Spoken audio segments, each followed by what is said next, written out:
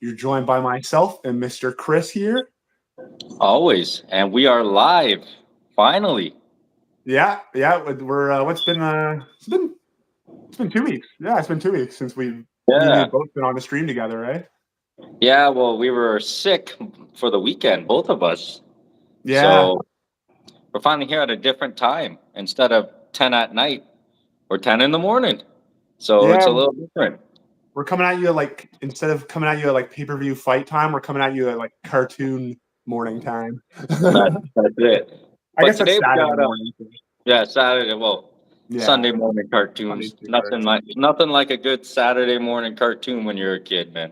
absolutely, absolutely. So we got a special episode today. Dan, if you want to explain what we're talking about today. Yeah, so it's episode 15 for us and our much anticipated top 10 '80s movies. Now, it's Um, only anticipated for me and you. For there's, anyone else out there, I don't think a, anyone cares. But for there's, a, us, there's a we few uh, people. we definitely love the '80s, 100%. So let me ask you something about this '80s and the genres. We're really getting into a lot of sci-fi, a lot of Mm, fantasy, a lot of post-apocalyptic settings, absolutely. a lot of high school settings. We have, great movies coming in at that high school boom Yeah, time. Tell me a coming of little bit age. about that '80s era, and where the movies are going into a different direction here a little bit. We're getting a lot of the barbarians, a lot of Amazons, a lot of very sci-fi fantasy type Mhm. movies. And women now are doing different roles. It's not, hey, we're not just that little pretty face. We're gonna be a badass Amazon. We can Yeah. play, a space creature. We can do anything here now. So talk to me a little bit about the pop culture change coming from the '60s, '70s into this '80s and going into the '90s. Yeah, well, I think the '80s, like when you watch the movies, you listen to the music, you kind of get a vibe for the decade. Like me and you are both '93s, so we don't have firsthand knowledge of the '80s, but our entire life, '80s culture has kind of been the nostalgia culture from the time we were little kids. People have Yes. been celebrating '80s culture, and to me, like I look at '80s culture, '80s pop culture is like the hairdos. Everything is big and over the top. Like you said, your sci-fis, your actions, like we had that stuff at the end of the '70s, but like in the '80s, we turned that shit up to 11. Like bigger Exactly. action, bigger scenes, Bigger set. bigger Yeah. muscles, bigger guns. Like we're even talking about some of the high school dramas we grew up on the American Pie, She's the Man. But in the '80s, you have a lot of these ones. License to Drive. You have Yeah, Fast Times at Richmond last time. High. You have Risky business. Joysticks. You have Yeah, Ferris Bueller's Day Off. You have yeah, a Ferris lot of Bueller. these great Teen Wolf. Like Yeah, Teen Wolf. Oh my God, great show. there's just so much great '80s and compact, and a lot of those '80s movies you're watching, and you see, the beautiful women, and then all of a sudden they're topless, and you're like, no way, you know what I mean? It's like it, it's true though, right? It's crazy. Like before we start here, I have a list of about 30 movies here. I'm just gonna list off, and this is not even a core, like this is not even an eighth of the amazing library of '80s movies. This is your honorable And mentions. no, it's just a bunch of movies we both probably love, but Yeah, I left off the some I thought would be on your list or whatever. So I mean, let me just list this off for anyone out there. And this is just crazy. This is just random. It's not all the movies, but we got Twins, we got The Last Starfighter, we got Running Man, we got Rocky, we got Top Secret, we got Revenge of the Nerds, we got Joysticks, we got Die Hard, we got Blade Runner, we got Footloose, Weird Science, Short Circuit, Friday the 13th, Coming to America, Highlander, Mad Max. We got Purple Rain, Land Before Time, Spaceballs, Willow, Transformers, Real Genius, Dirty Dancing, UHF, Adventures in Babysitting, Bill and Ted. We got Sleepaway Camp, we got The Thing, we got Tron, we got Beetlejuice, Mad Max, Beverly Hills Cop, The Lost Boys, Outsiders, Wall Street, Flight of Navigator, Stripes, Labyrinth, Commando, Naked Gun, National Lampoons, Return of the Living Dead. We got Little Shops of Horrors, We got War Games. We got Dragon Slayer. We got Big, After Hours, Repo Man, The Repo Gremlin. Man. We got The Barbs, the Blue Brothers, Spinal Tap, RoboCop, Nightmare on Elm Street, Risky Business, Ferris Bueller's Day Off, Breakfast Club, Akira, Goonies, Airplanes, Evil Dead, Terminator, Princess Bride, Indiana Jones, The Shining, 16 Candles, Ghostbusters, E.T., He-Man, BMX Bandits.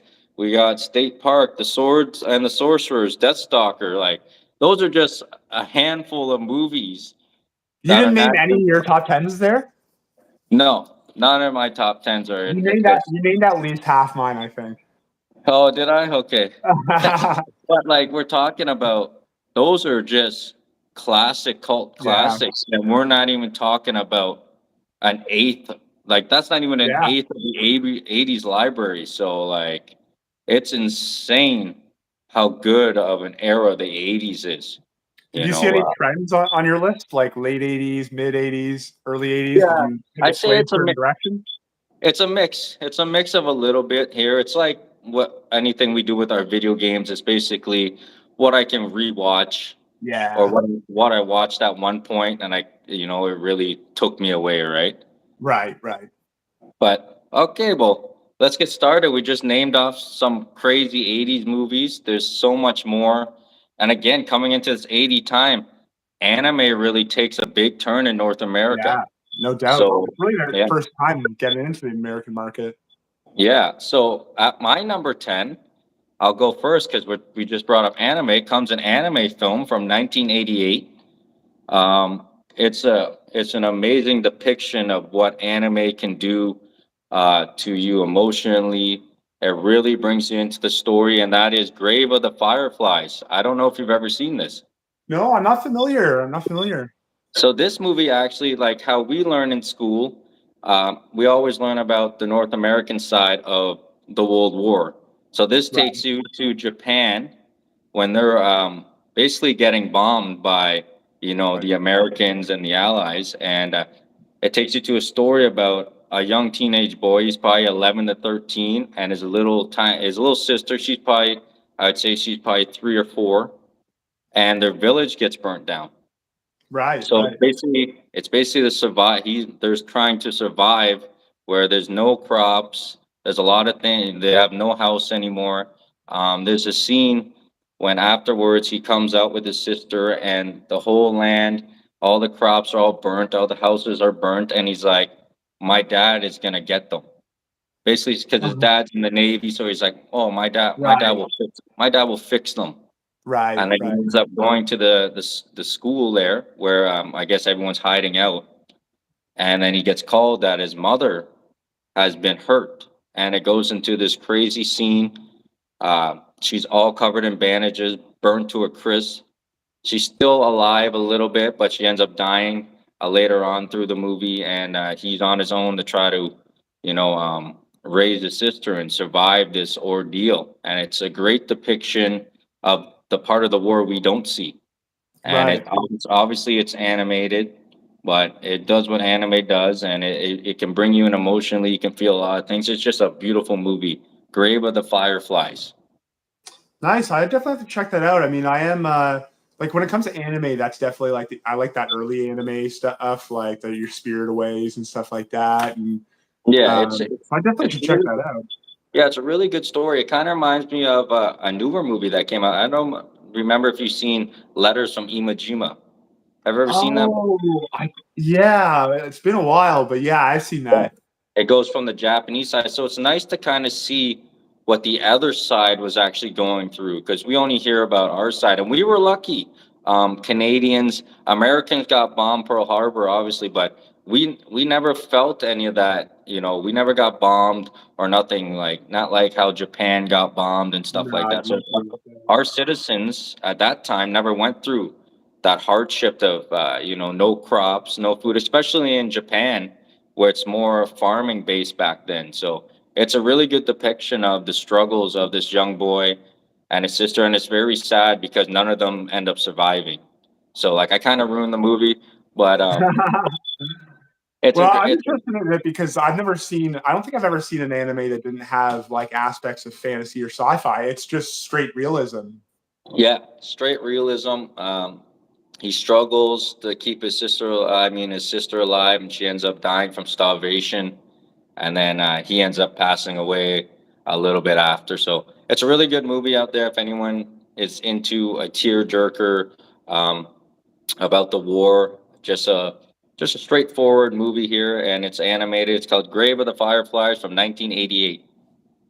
I should check that out. I gotta check that out. I really enjoyed some of that early anime. That might be my kind of style because I am pretty selective with anime. Yeah, it's a slower movie.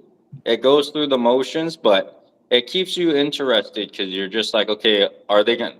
Our mental is going. They have to survive. They're just 13 Right. years old, and the little girl is 3 or 4. They have to survive. They have to survive, and it's intriguing, man. It's very intriguing. Yeah. All Well, right, my let's number go. 10 is not I going to be wanted. much of a tearjerker like yours. Um, What?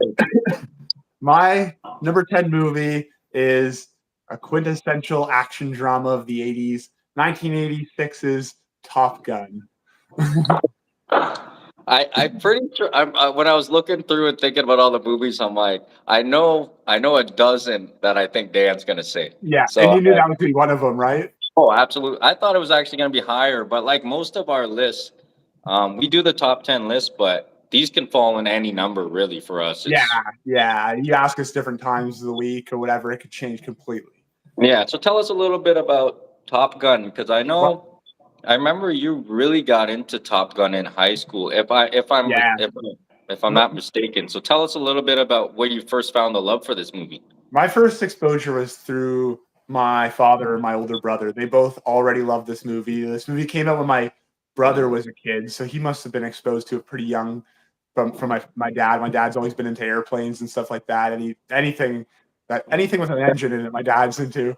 But yeah, you know me. Like I think I had the poster on my wall back in high school, the Top Gun posters. I've always been a big fan of the movie. It's always been a movie that kind of like cheered me up when I was in a bad mood. As much as there are like some sad themes in it, like Goose dying, it's a pretty fun, uh, upbeat movie for the most part. Like I said, quintessential 80s movie. You see it in the soundtrack, you see it in the dialogue. It could only be made in the 80s. That's why I was so skeptical about a sequel, and I was really impressed when they pulled off a sequel because I'm like, how do you do Top Gun not in the 80s? How do you do something like that volleyball scene not in the Yeah. 80s? Like the dialogue in the bars, like you could only pull it off at that period of time. And yeah, I think I just associate this movie so much with the 80s as well. Not just being a movie I really enjoy, but just a movie I look at as like an 80s movie. You know what I mean? Oh yeah. Um, it doesn't rank quite as high as some other movies on my list just because as I gotten older, it's like I guess I just maybe respect some of the innovations of some of the other films a little bit more. Not to say that this movie's not innovative. The shots that they got of the planes, like it's all before they could do CGI and stuff. So it's really impressive the real life footage they got and were able to piece together these dogfight scenes and make them very suspenseful and stuff. And maybe not the greatest acting, but it's cool to see a really young, like 23-year-old Tom Cruise do his thing. Extremely awkward sex scene that I fast forward through every time. Don't like that one, eh? I can't handle any Tom Cruise sex scenes. To me, he's like an asexual robot. Like I can't see him in a set. Like I just fast forward that shit every time. It's always worse because like when we got into these movies, obviously got into that in high school, but when you watch them when you're really young with your dad or your mom, and then there's a sex scene, and then there's that awkward It's so uncomfortable. like silence, everyone's uncomfortable, and we're all just No kind one of will look at looking each other. at. No, Yeah, but that's a great movie. Like you said, it really dignifies the '80s how they dress, the aviator glasses, yeah. the way they talk, the music. Obviously the volleyball scene, like all that, just fits right into that '80s era. The girls wearing the bathing suits, and for some reason they go right up to their shoulder blades. I don't understand. Have you I ever don't, heard? I don't Have you get ever it. heard? Have you ever heard the Tarantino theory about what the movie's actually about? No, what do you say? He says that the movie, I think this is actually a dialogue from one of his movies, one of his characters talking about Top Gun, and he's saying how the movie's actually about a man's struggle with his sexuality, and that Oh, Oh yeah, Maverick I've heard represents of a it. man on the fence. Iceman represents a man that's already out, fully gay, and it's like that. And at the end, that's like Maverick finally coming out, and him and Iceman embrace. But yeah, that's my number 10 movie of all time. You never know. 1986 Top Gun. You never know, right? Okay, for Big me, time. number nine comes a movie. Me and you have both seen 1,000 times. It's a it's a great depiction of some fact, but a lot of fiction. You know, a lot of it's just telltale stories to make the movie seem more, realistic and Right. important. But big name actors in this 1987 movie. We got Kevin Costner, we got Sean Connery, we got Robert De Niro, and I'm talking about The Untouchables. Of course. Um, such a great movie. This movie is. A lot of the scenes are, made up, but there is some fact to it. Great story behind Elliot Ness. He brings down, Al Capone in that Prohibition era. Just a great movie. You have great story, great writing, great action, and it all fits into one beautiful, beautiful movie. Um, I remember the first time we watched this was actually at school, for history. For history, Oh, no, we did, didn't we? Or yeah, no, it was. it was for history, I Yeah, believe. it was history. Yeah, It's funny and because I remember we watched it for history, but I remember it was Froze, right? yeah, And he made a point. It's funny because we did a film uh, unit in English, but this was our history class, and I remember Froze making a point of saying how perfect the movie was filmed, and that is like the cinematography is incredible. The shots that they get, like it's perfect. it's beautiful, and you have those big name actors that carry the dialogue just so beautifully. This is a really, really, really good watch, and it's a movie you can actually rewatch. You know, Mm-hmm.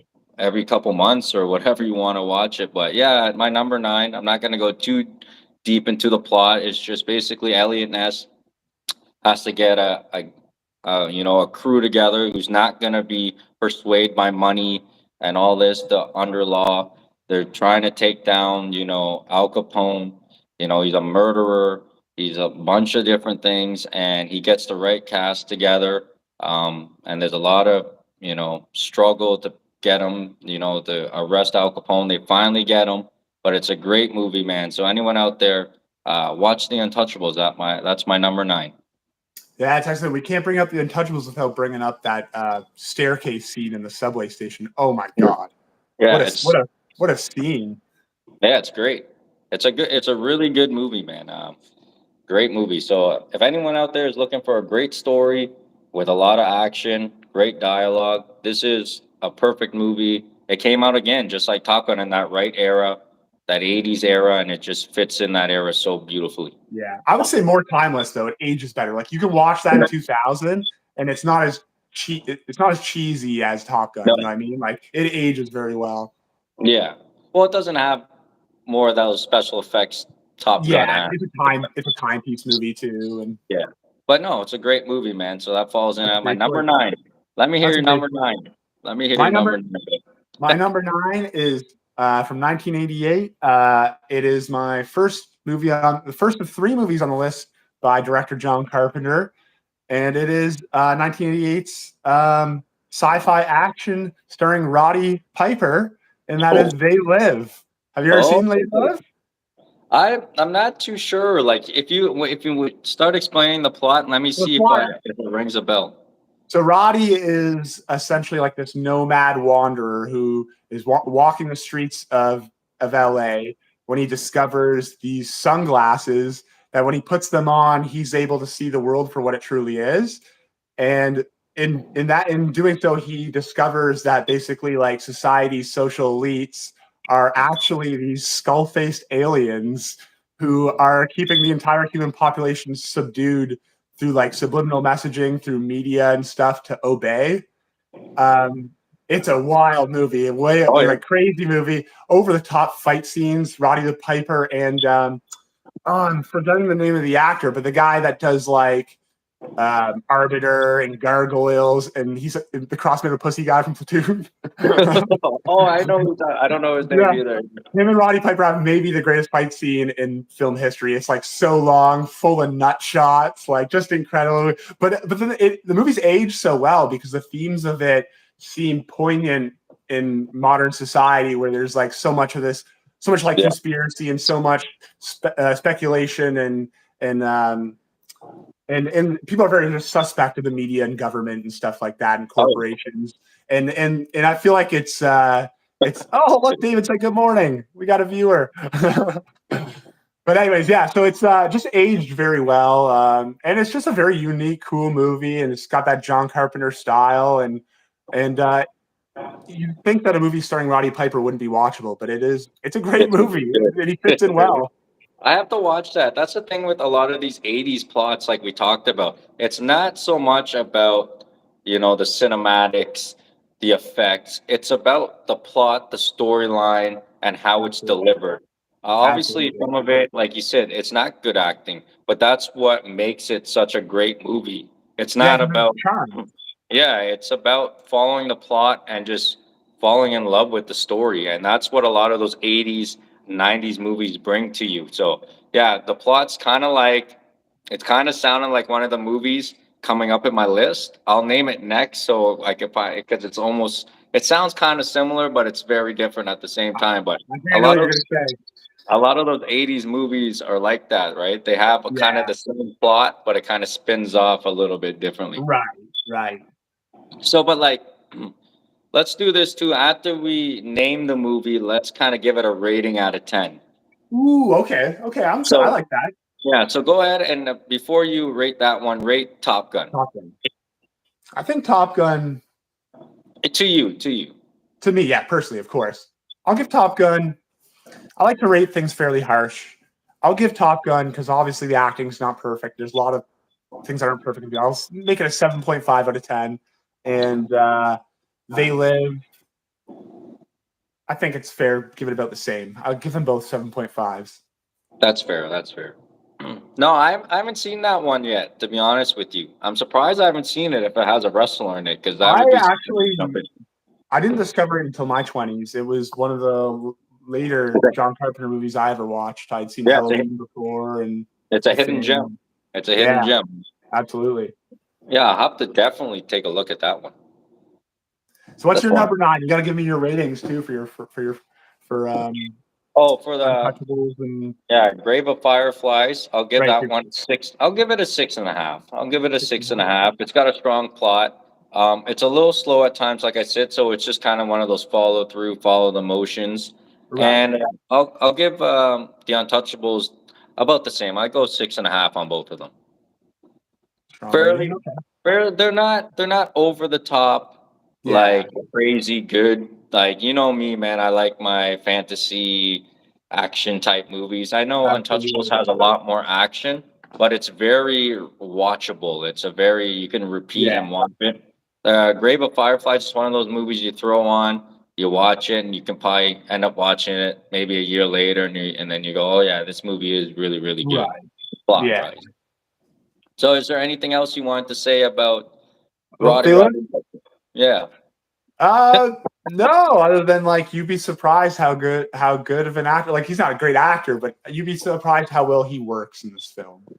Yeah, that's cool, man. Was that Oh, when that and you when probably, did that you probably know the line. You ever seen the line where he goes? It's Roddy Piper in the bank with sunglasses on and a shotgun, and he goes, I came here to chew bubble gum and kick ass. Oh, And I'm all out of bubble but gum. I don't know if I've seen the movie though. I don't You know if probably I've could have seen seen the movie. though. So what year did this come out? Did you say it again? 88, 80, 1988. I was gonna say that 88. So that's at the height of Roddy Piper. Yeah, he's in WWE. He's at the peak of his game, right? When's WrestleMania with him and Hogan, T, and Orndorff? I don't remember what year that is. I guess that's like 84 or something, eh? Yeah, that's a little while ago, but he's still a big, big star, Yeah, right? absolutely. Oh, David, always thought that line was from Duke Nukem. Yeah, Duke Nukem did borrow that line from They Live. Okay, I guess my number 8. My order's all fucked up now because I'm going all over the place. But it really doesn't matter. Like I said, these are all interchangeable. But for my number eight, I'm gonna jump into a movie that kind of resembles the same plot here. Um, we got, you know, the Hong Kong Cavaliers. They're fighting off red evil aliens while being helped by good black aliens from from the planet 10, and that is the Adventures of Buckaroo Banzai across the eighth Oh, dimension. oh shit! I have no idea what that is. No, No, I so never heard. no, it's kind of like very similar plot. Buckaroo Banzai has his group, his gang, I guess you can call it, and they're called the Hong Kong Cavaliers. Um, but this alien group, they're actually black aliens, like, but the humans can't see them unless they like give you the power to see them. So it's kind of like Right. the same thing with the Same with the glasses. glasses. Yeah. So Buckaroo Banzai's, the Hong Kong Cavaliers, they all get the ability to see them. So they see the red aliens that are trying to destroy the Earth, and the black aliens are trying to help prevent it. So they work with Buckaroo Banzai, but the black aliens are your normal Jamaicans, full out dressed. But when they see them through, the power, they're just these weird gray looking kind of aliens, but the evil ones are red. So it's a crazy, if you're into 80s and you want sci-fi, you want aliens, you want music, you want culture, this is the movie for you. I'm telling you, The Adventures of Buckaroo Banzai is the 80s mixed into a fucking Slurpee, and it it will fucking it will mess you up, this movie, man. But it's a good movie, good funny plot. But like we said, it's totally just a grind up of all the '80s mixed into one to create this movie. What year is this one? Buckaroo Banzai, 1984. So it came 84. out, Nice. So yeah, early it came on. out a few years before the Roddy Piper movie. But Yeah, yeah, that's pretty good. Yeah. it's a good watch. It's a strange watch at first, but then like when I first watched it, I was like, wow, this is kind of weird. But then it keeps drawing you in. You want to know what's going Right. on and What's going on? kind of Yeah. what's going on here. But then you're getting all the '80s all at once at one time. So it's a great movie, man. My number eight choice, Buckaroo Banzai. The Adventures of Buckaroo Banzai across the eighth dimension, and I would rank this movie out of 10. I would probably give it a 7. I Seven. give it I give it a 7 out of 10. It's a definitely watch. Watch this one. I'll watch your other one, and then we'll talk about it. Yeah, we'll do a comparison. I like that. That sounds cool. In 1984 too. Wow. Holy shit. Uh, it's not any like notable director, actor, or anything like that. I don't even know the directors. Not for sure. There's a lot of great actors in there though. There's the actor from Jurassic Park, the scientist. I was always like, oh, this is a bad idea, or this is a bad idea. Oh, Um, oh. what's his Why am I name? blanking? Yeah. Well, how am I I'm blanking? bad with names. I'm bad with names. Jeez, how am I blanking? You know who I'm talking about though, right? Yeah, I love that guy from The Fly and stuff. Jeff Goldblum. What am I? Yeah, How did I not get that right away? yeah. Oh my god, I'm watching this. Jeff Goldblum's in it. I'm Yeah, sold. he's in it, and like it's funny. Bonsai is like this white guy, but somehow he's like a samurai. It's such a weird thing that connects just all of '80s culture in the one. You'll love it, man. I Yeah, I know think I you. will enjoy that one. I might check that one out today. Yeah, watch that one, man. It's very interesting. But give me your, what are we at? Number eight? Eight, eight. Yeah, give me Yeah, your number eight, man. I don't want to go too in depth. I'm gonna name the movies, but I'm not gonna name the plot too much. I want you guys to go watch it and yeah, enjoy it. yeah. Just give me like a little setup. Yeah, but Um, you'll love Buckaroo Banzai. I'm telling you. yeah, that Good. sounds like right up my alley. Even I'll say a little bit in the beginning scene, how they unlock the other realm. They basically have a DeLorean. Like Oh, it's just like in Back to the Future, and they break. He goes through the mountain, but he doesn't go through the mountain. He goes into the mountain, into the atoms. And it's just crazy, man. It's just oh, yeah. just watch it, yo. You'll be like, yo, this movie's too much, man. Now, lots of thing with all these movies, like you say the plot, and on paper it sounds like it would be a disaster, but then you watch the movie and you're like, oh my god, this is amazing. Yeah, you'll I've fucking love counted this movie. so many of these 80s movies. Like, When we end up recapping it before we get to number one, I don't even know what's what because I have mine written down, but I've been going different orders. So nice. I'm just gonna name my movies off until I get to Awesome. number Yeah. one. Now. All righty. My number eight. Second pick in a row, John Carpenter movie. It's 1986 action fantasy. Big Trouble in Little China. Yes, that's I a know you're. classic. Yeah, absolutely. Awesome movie. Quick synopsis. Kurt Russell stars as Jack Burton, who's just a badass truck driver, and he gets mixed up in this uh, crazy, crazy conflict involving this like mystical Chinese underworld crime syndicate where they're kidnapped this woman and they're going to basically sacrifice her so that their crime lord Lo Pan can once again take a flesh form. Yeah. See, this is what I'm talking about. With the '80s, you're getting these, like you just said, we're getting these crazy, out of the box plots. And you think it's a normal movie, just like Buckaroo Banzai. You're Yeah. watching, it's like, okay, this is gonna be a normal movie, and then it takes this crazy Goes right off sci-fi the rails. thing, and you're like, what the fuck is happening here? But then it draws you back in with the story, and you Yeah. can't stop watching. And so many of these movies are like so unique to themselves. Like Yeah. you can't you can't get your fix of these movies other than watching them. I mean, there's no other movies like Big Trouble in Little China. There's probably no other movies like was it Bonsai? What was it? Yeah, it's the Adventures of Buckaroo Banzai. Buckaroo Bonsai. Oh God, fuck, I can't even remember that. Buckaroo Bonsai. No, Yeah, but I think like these movies are so unique. Like if you're into these movies, like this is your only way to get the fix, basically. yeah, like we brought up like post-apocalyptic settings. Mhm. Look how much movies in the '80s follow that Mad Max feel. A lot Yeah, of even a lot of them are kind of like you ever watch the movie Solar Baby? So basically, it's these orphans, and there's this orb that can it's like magic, and it gets taken, and these kids rollerblade through the desert finding the yeah. ores, but it's like set in like a post-apocalyptic kind of like How do there's you nothing. rollerblade in sand? Yeah, it's just like crazy, crazy settings, but somehow the Yeah. movie works, right? Not saying that movie's good at all, but I'm just saying, right? The one I was always dying for as a kid was I wanted Mad Max in a snowy dystopia. I wanted dudes on snowmobiles. Mad Oh, Max with okay. snowmobiles, basically. It was always my dream. That would be kind of cool. Yo. That's like my movie equivalent of like your fighting game where you want the Mortal Kombat Street Fighter. I want Mad Max in the winter. Yeah, you want Mad Max on snowmobiles. Yes, exactly. You'd have the classic guys on the snowboards, like the guys in all '80s movies on dirt Oh bikes. yes, yes, exactly. Oh my god. So what do you rate Big Trouble in Little China? That's a cult classic Yeah. movie. What's the rating on that? Why I personally have it higher than Top Gun They Live, but I'll try to be a little unbiased in my rankings. I'm gonna rank it lower than both those movies. I gave them both 7.5s. I'll give this a 7. Yeah, that's fair for that movie for sure. Yeah. Okay, my number 7. Number Um, all my list is fucked up like I always fuck it up all the time. 7.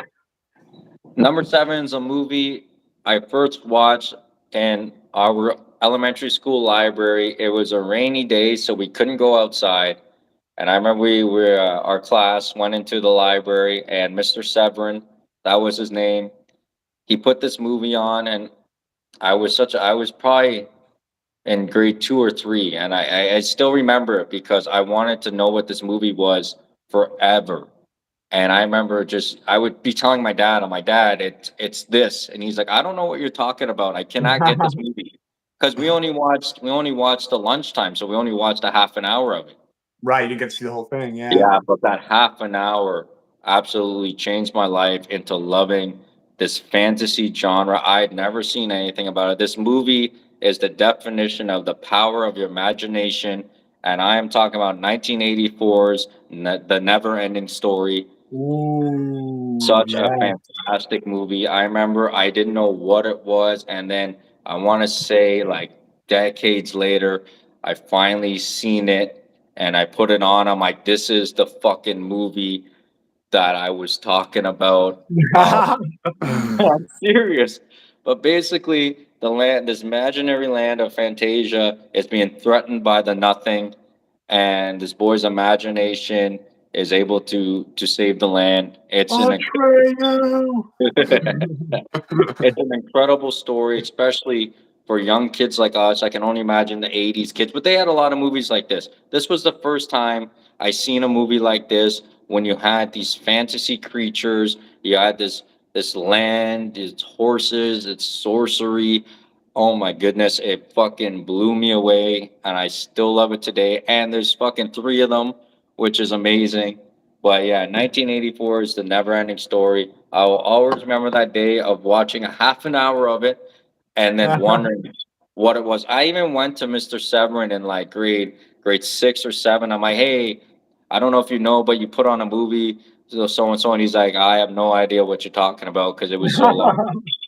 But dude, I imagined this movie for like decades until one day it was on TV and I was like, "Oh my god, this is the fucking movie I was talking about." And man, I fucking this is everything I wanted as a kid that you imagine was in this movie. And you know, nothing's better than the opening scene. This kid is getting bullied. He's running away from his bullies. He ends up in a bookstore, and he ends up, you know, getting this book, going into the school attic, and then the imagination takes over from there. I love Yeah. this movie so much. I'm gonna give it an 8 out of 10. I absolutely love the Never Ending Story. Do you remember when you first watched this movie? Yeah, actually, my story is crazy, like disturbingly similar to yours. Actually, like I remember it came on television, and I only caught like maybe 20 to 40 minutes of it one day. I was watching it on my mom's little tube TV she had in her bedroom, and I yeah for years didn't know what it was until I don't know if I saw on like you said like I saw on television one day or maybe I rented it at Netflix by chance one day. But yeah, great movie. Man, when his horse when he loses his horse in Yeah. the swamp, oh, ruins me. Yeah. But And yeah, then like you said, when the boy's reading it, he's crying. yeah, It's just an amazing story, man. I remember I used to say too, because I watched more of it at first because I remember seeing the flying right, dragon. Yeah, yeah. yeah, But like I always be like, there's like a dog or something and it flies, and yeah, it everyone's like, actually looks like a puppy. what are you talking about? No one knows what this movie is, but I'm Like Air, so glad. they're like Airbud. Is it Airbud? But like you said, man, just an amazing movie, and it just draws you in as a little kid because your imagination is running wild, and this just draws you in, man. Fantastic, man. I love this movie. Yeah, it's an excellent movie, man. Like you said, the dragons, just the visuals for its time, beautiful. Everything a kid could want out of fantasy. Absolutely, man. Fuck, I want to watch it right now. That was your number seven? That was my number 7. So give me your number 7, man. Okay. My number seven is I think the first comedy we brought up, right? We haven't brought up a comedy yet, have we? No, not yet. This is a 1983 comedy by director Bob Clark, and it is the Christmas classic, A Christmas Story. I fucking knew it. You knew this was coming up. I mean, it doesn't get any better than this. You know, all Ralphie wants for Christmas is a Red Ryder BB gun, and the only thing getting in his way is the old adage, "You'll shoot your eye out." And it's basically Yeah, this that's kid's it. journey to try to influence his parents or Santa Claus into getting him this BB gun, and it's just such a classic. It's a timepiece movie. It's supposed to be set in the early 1940s in Cleveland, Ohio. A lot of it's filmed in Cleveland, Ohio. You can still go to the house to this day. It's a museum for the movie, I believe. One of the cool little facts about this, us being from the Toronto area, if you remember the scene where they go get the Christmas tree, Yeah, when that's they're incredible. actually buying the Christmas tree, that's Toronto. You can see old TTC streetcars in the background, actually. Oh, crazy. When I rewatch around Christmas time, I'll have to look out for that. Yeah, but yeah, just a overall classic movie. I watch it every single year at Christmas, if not twice. Yeah. Got lots of great lines. The old man is one of my favorite characters in the history of movies. So before you keep going on, give me your top 3 Christmas movies that your tradition. What movies do you watch every Well, year? Just your top three. surprisingly, this wouldn't be my number one. My absolute number one of all time, I'm sure you know, it is A Christmas Carol, the black and white one. I can't remember what exactly year it is. Alistair Sim is Scrooge. That's my number one, absolutely. Then it would be A Christmas Story. And then after that, probably just a mixture of claymation movies, maybe either Rudolph, probably Rudolph. Yeah, see, mine are a lot different from the classics, but you know, I love it. First, I have to watch Arthur's Christmas. Oh God, I forgot all about Arthur's. That's a great Christmas episode of a show. I love that. I love that fucking movie. So I have to watch that. And then second comes I'll Be Home for Christmas Oh, that's a with good one too. with Jonathan Taylor JTT. Thomas. Yeah, JTT. Jonathan Taylor Thomas and Jessica Biel. And then I have to watch fucking Turbo Man. They're all Jingle All the Way. Yeah. Oh yeah. Sorry, Jingle All the Way. Yeah. Turbo Man. And then my Nobody wife's wants a favorite is booster. my wife's favorite is National Lampoon's Christmas. So we have to Oh, watch. that's a great one too. That's a great one. Shitter's back though. So those are like the four that it's a must watch throughout the season. But yeah, man, like you said, A Christmas Story is a cult classic, man. Yeah. That's Just must a for me at great- Christmas time. So for you, I know you love Christmas. Does that change your ranking on this movie for your out of 10? Yeah. It's tough for me because I think this one has a lot more mass appeal than the other picks I have. It's other than Top Gun, probably the most popular of the movies I said so far. That doesn't mean it's better. I'll give it a 7.5. That's fair. That's fair. I'm really sticking in the same realm for all my ratings. Yeah, I so far. think I'm around that 6 to 7-ish for mine as well. Yeah. Anything else you'd like to say about it? Not much else other than I watched the sequel that they made. It's definitely not in the same. So what's the Christmas tradition when you're watching it? Is it blankets, cuddles, and hot cocoa, or is it just? Well, this one actually for this one's usually Christmas morning for us. Like it's Christmas morning. Okay. Yeah, because our Christmas I forgot what a Christmas movie because our Christmas Eve is always Polar Express, and then at midnight we watch Christmas Carol. Oh, what a good movie that is too. Oh, Polar Express is great. Wow. Great movie. Okay, now in our next episode, top 10 Christmas movies. No, I'm just kidding. Yeah, dude. At Christmas time, we're definitely doing Christmas movies or Christmas episodes. What's that Christmas movie when it's a 90s one, but it's a man escapes from jail and he hurts his leg, and the kid thinks he's Santa, so he has him live in the basement of the apartment. Do you know that? I don't know that one. That literally sounds like a South Park Christmas episode. Something Star or something. Christmas Star. I don't know. But yeah, I don't know that one, I don't think. You should watch that one. It's not animated. It's live action. Like it's a real thing. Right. And neither of us even brought up Home Alone either. Oh, fuck. How did we forget about Home Alone, yo? Yeah. We're tripping. Yeah, this is what happens. When you go live and you're just not prepared for what's next, you just forget a bunch of shit. That's the story. But okay, what are we at? Number 6? Number 6. Fuck, I always fucking up my list, Joe. Number 6 is a movie my dad introduced to me. And it's a 1988 movie. Unprepared, unsubscribed. That's awesome. David rules. But a 1988 movie. I first watched this movie, but I fell in love with this actor way before then. But when I was watching one of his other movies, my dad was like, "Oh, you definitely have to watch this movie."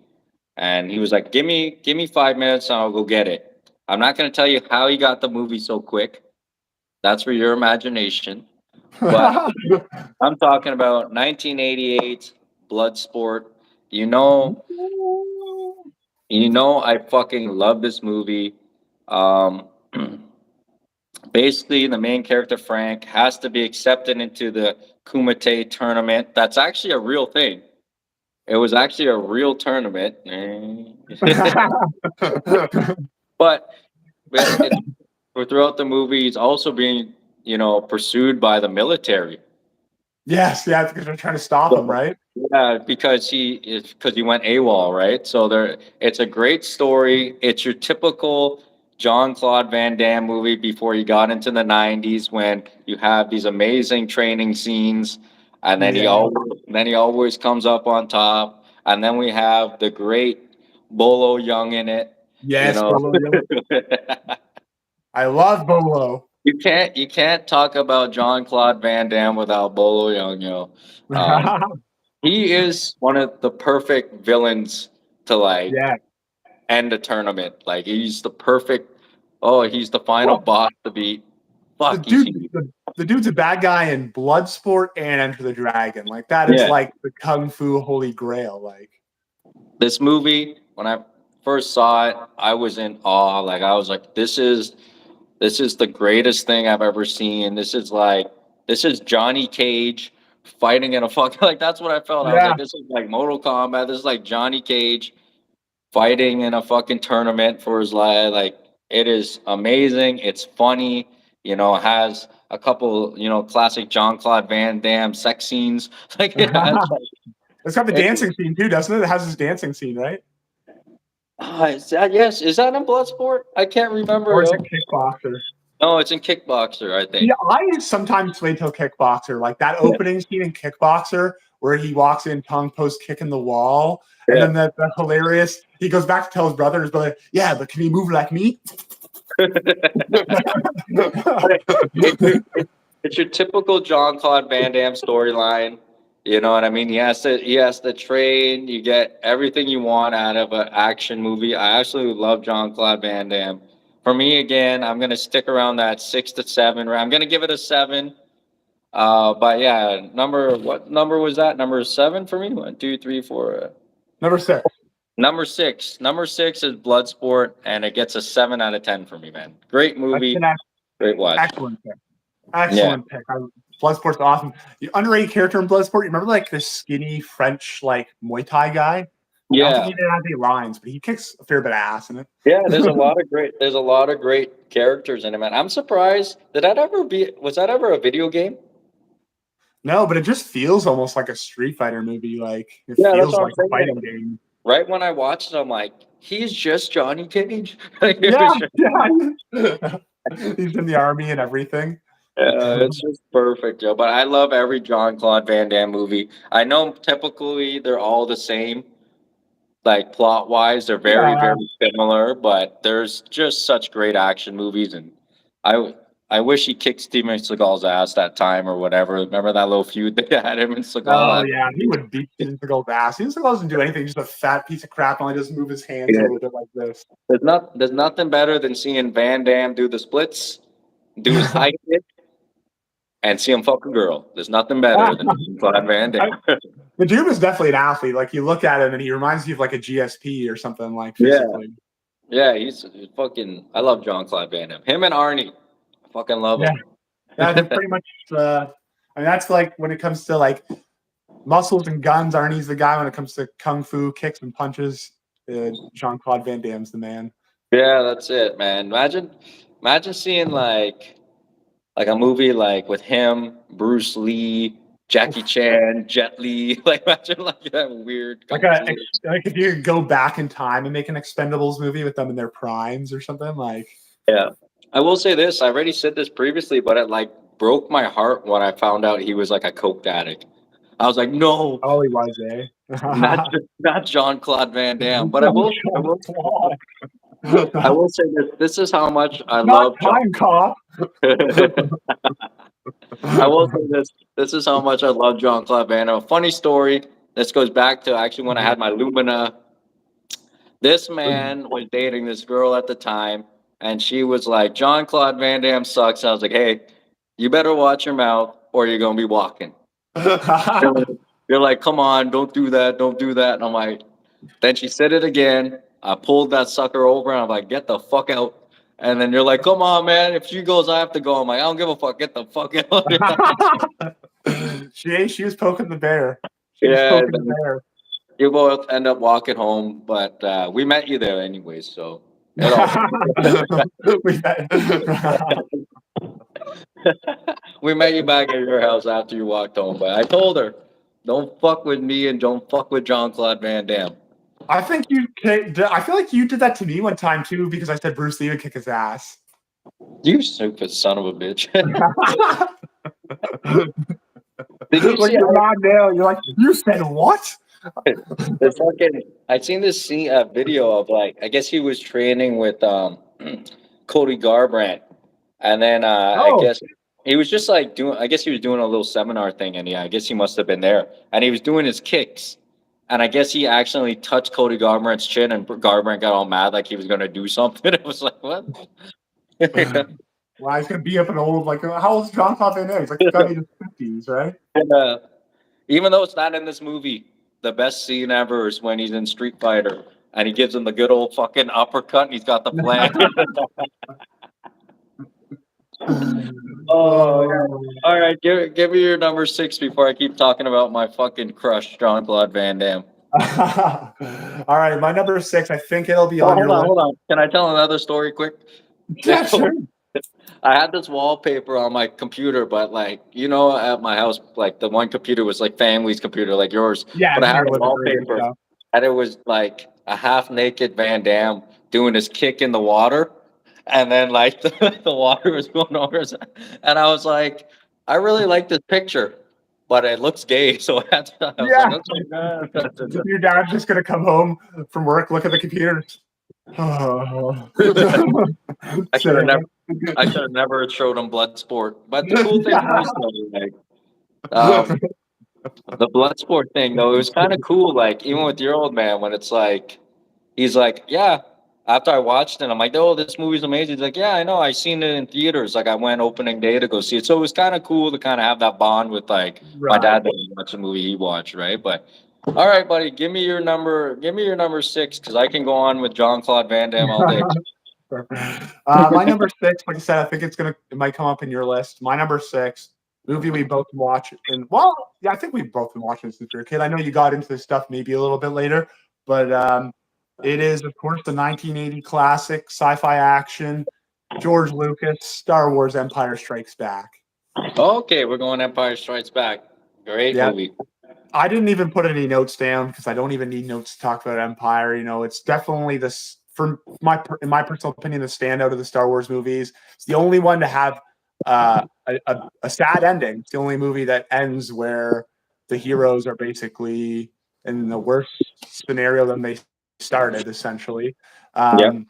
It's also something I was introduced to as like a different way to watch the trilogy. I'd always watched the trilogies like you watch the prequels and then you watch the originals, and it's like the story lines up. But someone once introduced me to watching it in an order where it's like you watch A New Hope, you watch Empire Strikes Back, and because Empire Strikes Back ends on a sad note, then you treat it like it's all one big movie, basically. So you watch those two, and then you act like it's a flashback. Boom, boom. Explain the whole backdrop of the characters right after you find out that Darth Vader's Luke's father. That way that surprise isn't killed either. You find out the backstory of all that, and then you come back and you finish up with Return of the Jedi.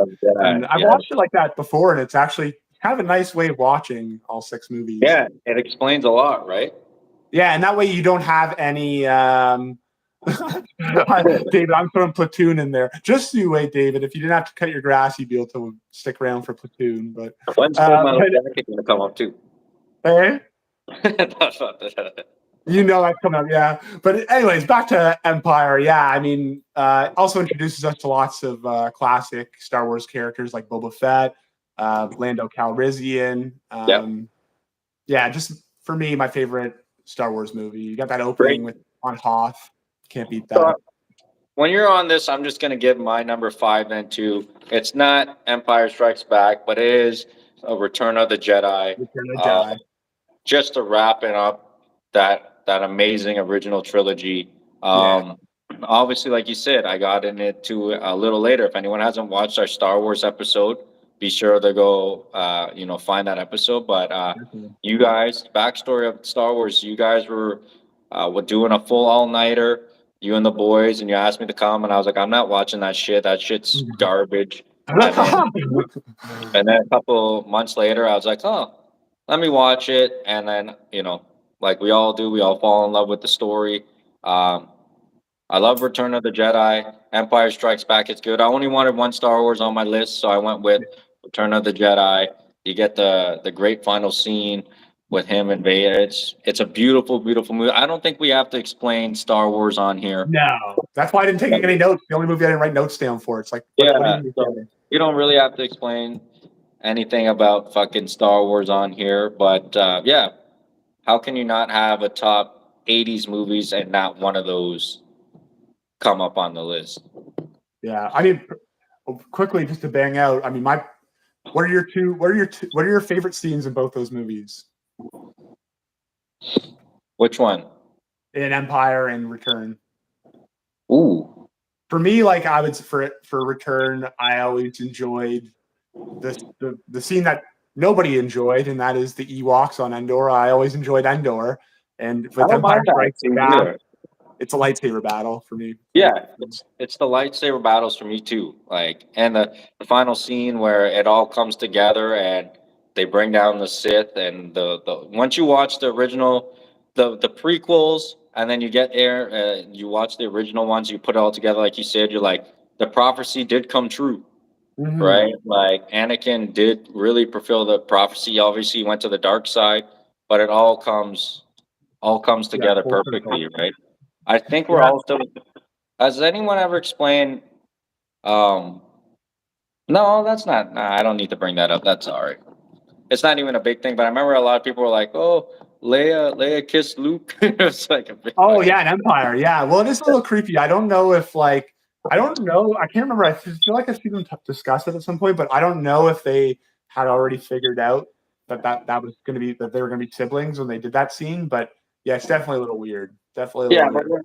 we're talking about a lot of movies. Not so much. I don't want to say it happened in the '80s a lot, but we're talking about a classic movie that's going to come up on my list. Probably come up on yours when someone goes back in time and his mother falls in love with him. So like, we're Yeah, but that's talking. supposed to be taboo, right? That's supposed to make it funny. It makes it taboo. But the Star Wars one, it's like you're not supposed to notice that it's weird. Like, and she Yeah. even says in Return of the Jedi, he's like, you, he tells her that she's his sister, and she's like, I know. Somehow, I always knew. It's like, what do you mean you always knew? No, but yeah, just that ending scene, I just love it. And Yeah, the Jedi, especially when you follow the story, and then it all just comes together, and then it's like, oh man, the prophecy is finally filled out, and then you got the new Disney ones, and that's a different yeah. story. And they fuck up the whole thing. They fuck up what should have been the perfect conclusion. Yeah, so we won't get into that. If you guys want some of that again, we do have our Star Wars podcast episode. Uh, Yeah. be sure to check that one out. There's a lot of cool little things we get into, like always. But give me your number 5 because I just gave you my Return of the Jedi there. So And Return was your number 5? yeah, Oh, quick ratings. Those movies, I oh, give them yeah, go 8. ahead. I give them both 8s. I'll give them both 8s. Yeah, I would say about there. I would say about 8 as well for those movies for sure. So my number 5, staying in the same genre, different director, sci-fi. Another director known for making great sci-fi movies. That's Ridley Scott, and that is 1982's Blade Runner. Great movie as well. Yeah, this movie set in a dystopian future, dystopian LA, and it's kind of funny because their dystopian future is our past now. It's set in 2019, I think that movie's set in. Yeah, Basically, like this world where this big company named the Terrell Corporation creates these human synthetics to basically help humans off world with work, whether it's like mining, farming, whatever it may be. And this group of rogue, like high tech replicants return to Earth, and it's up to like this one cop or Blade Runner to hunt them down essentially and deactivate them. Um, I think for me, with a big selling point of this movie is setting. Like it's that I think yeah. few movies before this had ever pulled off that dystopian urban setting as well as Blade Runner, and it's kind of something that I think like later on, a lot of like later Star Wars has incorporated that. You see a lot of the Blade Runner settings in like when you see like Coruscant in Star Wars and Yeah. stuff like that. It just seems like a very influential movie in the genre. There's a lot of B movies that are Yeah. very similar. Like I mean, me and Kyle recently watched this movie Tracers, and it was basically like a B version of Blade Runner from later in the 80s. But yeah, Yeah. very highly influential sci-fi movie. Um, I, it's hard for me with it and Star Wars. Like if I was having the entire Star Wars trilogy, I would put it above it. But as individual movies, I would slightly give the edge to Blade Runner. I'd be willing to give Blade Runner an 8. I'll give it an 8.2. That's a fair. I would say it's around there as well. But tell me a little bit about Harrison Ford in the '80s here, because he's in Oh, a he's in a lot of bangers, if we can absolutely. say that. Yeah, the problem is I don't know. I can't remember. A lot of them are like I don't know if it's 80s, 90s. Like I think The Fugitive and Air Force One. That's all Yeah, 90s. But that's yeah, '90s. for Yeah, basically 2 decades, this guy was one of the premier action stars. I would say in the 80s, outside of Arnold, he is the premier blockbuster action star.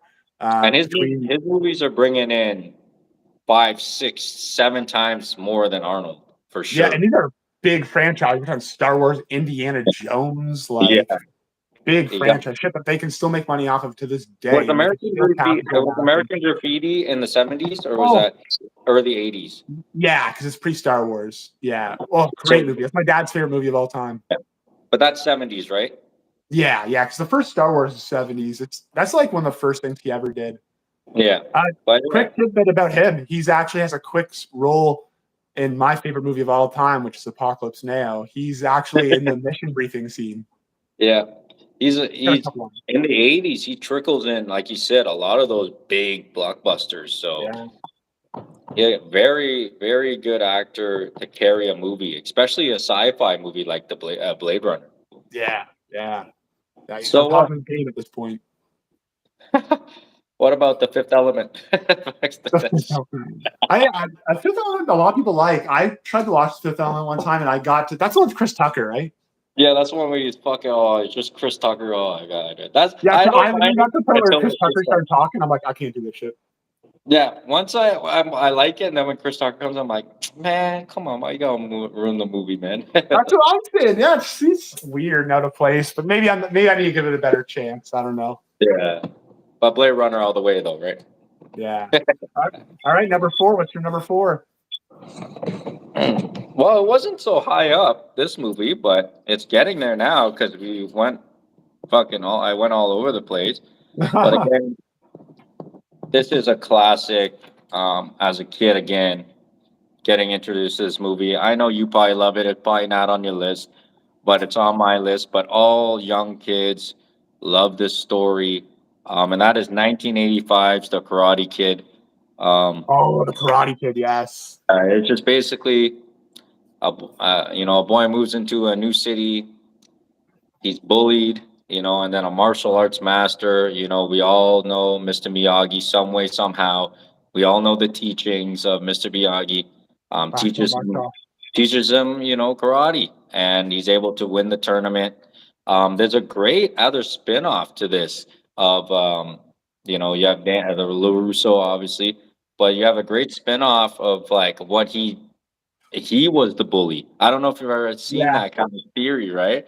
So it's Yeah. kind of Yeah. funny. Like he comes in there, he takes the girl, he fucking beats him up. You know what I mean? He fucking sprays water at him on Halloween and stuff. So it's a great movie for anybody who wants a story like this. A young kid bullied. My favorite movies have to do with young kids, going on adventures and stuff. This falls right in that category. I've even watched the TV show. I love it. Have you Yeah. watched Cobra it? Kai. I have watched Cobra Kai, no, but I've always heard good things. It was good until the last season I saw, and it was just me and my wife were watching. We're like, wow, this is just getting out of hand. You got Yeah. these grown ass 56-year-old men still fighting over territory about karate, and they're trying to kill each other. And it was just like too much, man. But Yeah. I love the nostalgia in it. They bring back a lot of great characters. But the original Karate Kid, man, again, just like Never Ending Story, this is a young kid's dream to be. Yeah. Karate, martial arts was such a big thing in that '80s, '90s. Like it was so big, man. And to watch, LaRusso become this character. He goes through the training, he goes through all this, and it all pans out in the end that he wins the tournament. Just fantastic. You know, number two, I also like. Number three is whatever, and no one likes fucking the next Karate Kid. Oh, that's what was it? Will Smith's kid? No, the next Karate Kid. I don't even know if that's what it's called. That's with Hilary Swank. What the fuck? Hillary Yeah, Swank. yeah, she's in the one, and it's called the next Karate Kid or something. What the hell? Hillary Yeah, Swank. Is she Miyagi or is she Danielson? she's Daniel's son. What She the played. fuck? Is she a Yeah, grown woman? no, she's a kid at the time. She's just Oh, like okay. she's like a teenager. Oh, okay. I was gonna say, what the hell is this? And you've never that makes sure you've never seen it before, right? They should just do a Karate Kid where Bolo kills Mr. Miyagi. But no, such a great movie, man. Again, we talk about culture. You get so much '80s culture in this, man. You got obviously, Fleet you the know, kids. leg. Yeah, you got kids riding on dirt bikes. You got the beach. You got the cars. You got yeah, oh, man, just a great, great nostalgic movie. 1985's Karate Kid comes out my number four, and again, I'm gonna give this one for myself. I'm gonna give it a 7. 7. Okay. Okay. Yeah, that's fair. I think. Yeah. So I'm not gonna, Okay. like I said, I'm not going crazy into the plot because I want you guys to go enjoy it without me fucking basically ruin the story. But watch it, and when you watch it, though, think about both sides of the story. Who's really the bully? Who's really whatever? Because there's a lot of theories about it, and then in Cobra Kai, it kind of shows you what happens afterwards. Right. You know, Russo ends up being this bridge car salesman. He owns a thing. It's crazy. Just watch it. It's a good movie, man. Yeah, I like the concept of like Cobra Kai is almost like a deconstruction of the original movie. It's Yeah, they kind of just break it down, and then they also bring back a lot of nostalgic characters. They bring a lot of characters from the second one. They bring like it's really cool in the third one also. So it's a great watch, man. Who's the guy that I can't remember his name? The guy that plays LaRusso. What's his name? oh fuck. I I'll know say this. Marciato or something. No, something. Yeah, yeah. God I'm damn, really why am bad. I blanking? Yeah, I'm really bad with names, but he had a lot of movies in the '80s too. Like he was also in The Outsiders, another good Yeah, movie. Right? yeah, So another good one. yeah, he was what, Johnny Curtis, right? Is that his character in The Yeah, Outsiders? I can't remember the names to be It was like honest. Tony Boy and Johnny Curtis, and he ends up murdering the person, and then they end up running away. Yeah, so I haven't seen yeah, that movie in a long time. Like not since we were kids, I don't think. no, that's a great movie, but even better book. So Yeah, and yeah, everybody that went to, I mean, public school at our age read that book. I'm pretty sure everyone's seen The Karate Kid anyway, so it's not. Oh, Karate Kid for sure. It's It's a cult. absolutely simple. It's a cult classic that represents that '80s era for sure. So Yeah, that's my number definitely. four. All right, my number 4 is probably one of the more serious and tone movies we've mentioned so far. Kind of sticks out amongst a lot of these 80s movies because it doesn't have a lot of like the over the top 80s vibe, the music of the 80s. It did win Best Picture in 1986. And it is the one David was anticipating. It is Oliver Stone's historical drama, and that is Platoon. Um, this movie's what really Apocalypse Now is probably what got me into Vietnam films, but Apocalypse Now is very over the top. It's just based around that Heart of Darkness storyline. Platoon is probably the most realistic depiction of the war that anyone's ever put on film. It's all based around Oliver Stone's real life experience in the Vietnam War. Um, and yeah, it's just an incredible movie. One of the first times you've seen a lot of great actors. Like it is a stacked cast of guys that everybody knows their names now, but people didn't know at the time. They don't maybe done one or two things. Guys like Willem Dafoe, Tom Berenger, Forrest Whitaker, even Johnny Depp, Charlie Sheen. Just a stacked cast and excellent movie. Great depiction of the war. Can be a pretty depressing movie at times, but you can't really turn once you turn it on, it's hard to turn it off. You have to see Yeah, it all the way through. definitely a movie that depicts a different side of the Vietnam War for sure, soldier wise, right? And Yeah, just a just a really a war that didn't have to happen. Well, with the states being involved, Yeah. really, this movie and Apocalypse Now, like you said, really turned you into a war fanatic, I would say, and you really Yeah. studied a lot of it.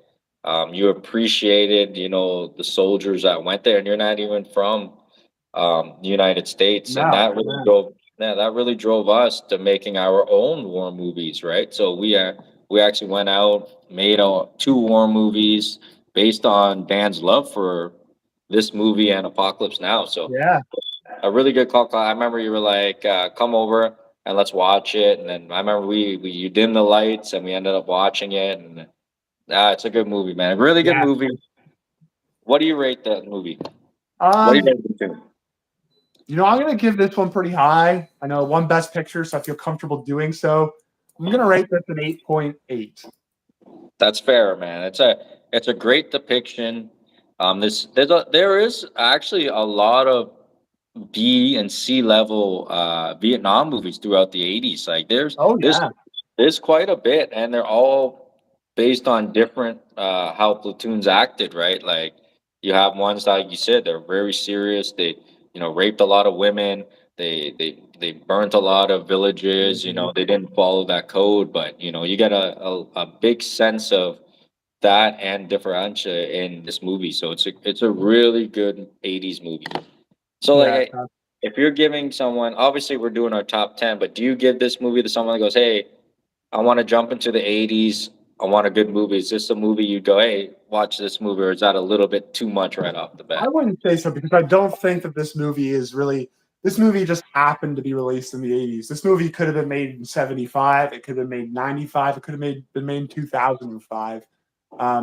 It does. You watch it, it doesn't feel like an 80s movie Yeah. unless you recognize that you're seeing a young Charlie Sheen as the main role and stuff like that.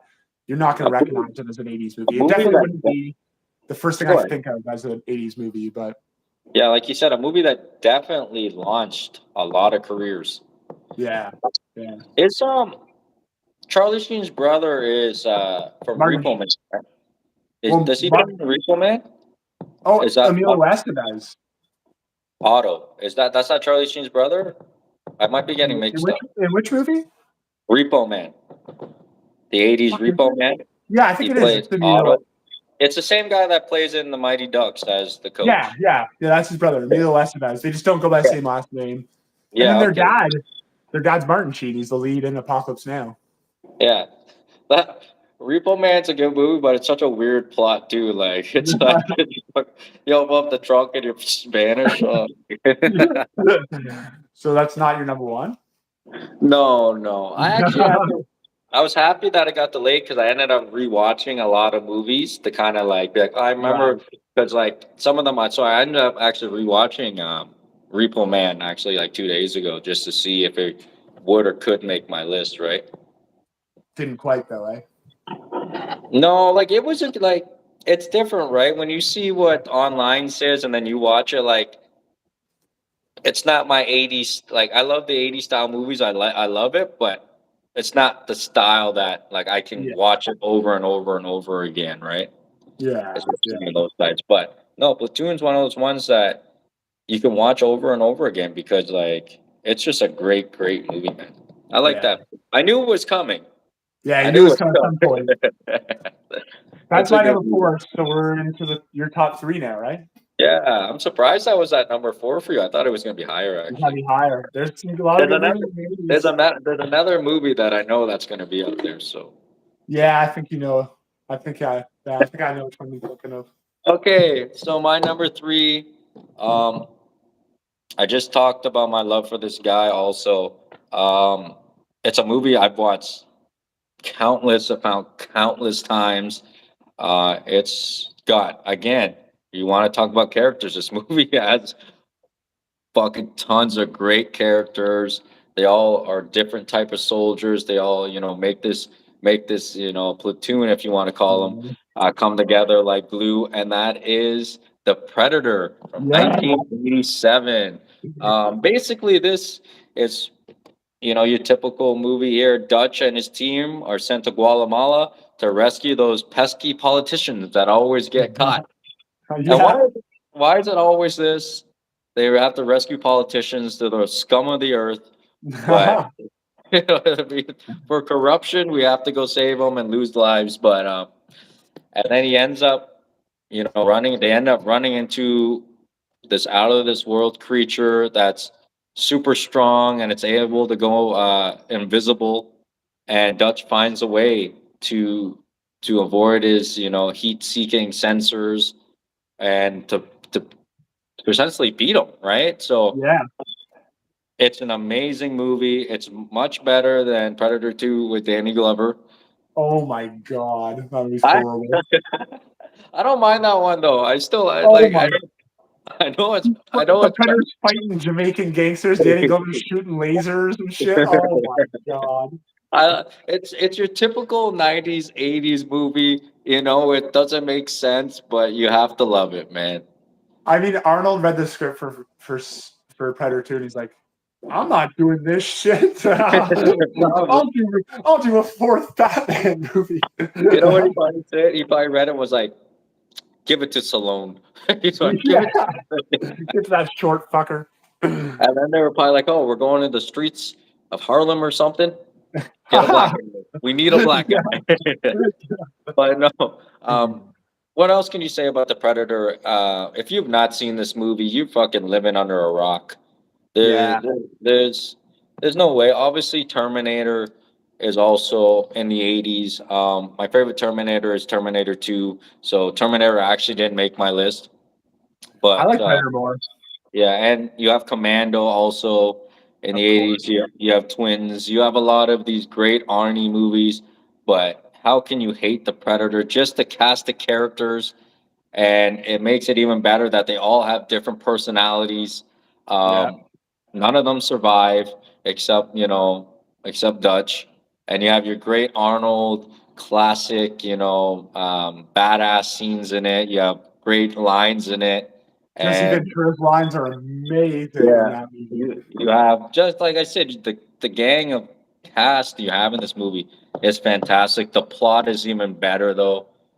You couldn't have got better actors to be in this movie and a better lead for sure. Yeah, Like I couldn't picture anyone else playing Dutch in the Predator. So number three is the Predator, and I'm gonna give that one an 8 out of 10. I like that. Yeah, you can't, like, I remember seeing that movie as a preteen, and nothing like captivates like a 12, 13-year-old boy more than this fucking alien creature, fucking laser guns, razor blades coming out of his hands. He's like the apex hunter, essentially. Like, oh, Amazing. And fantastic. it's funny when we were filming our Vietnam movie, we wanted to do kind of a fun spin-off when we were gonna do We Fight the Predator. So Yeah, that was going to be Rendezvous this is 3. yeah, we have always loved the Predator, especially, but also this movie and the cult classic culture that follows along with it, right? So, Yeah, yeah, man, if any of you guys have not seen any of these movies, you're living under a rock. But especially if you haven't seen The definitely. Predator, one of Yeah, Arnold's best movies, probably one of his most well-known movies for sure. So yeah. great, love it. I love that pick. I can't argue with that one at all. So your number three, Predator. My number three.